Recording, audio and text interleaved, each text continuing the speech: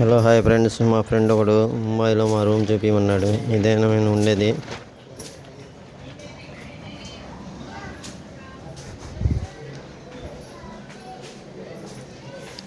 Mobile stand చెక్కతో తయారు చేసుకున్నాను.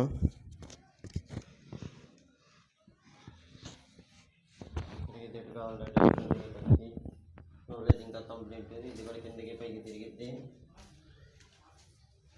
బట్టలు తగిలించుకోవడానికి హ్యాంగర్ కూడా తయారు చేసుకున్నాను. చెక్కతో మూసేయచ్చు, మళ్ళీ క్లోజ్ చేయొచ్చు.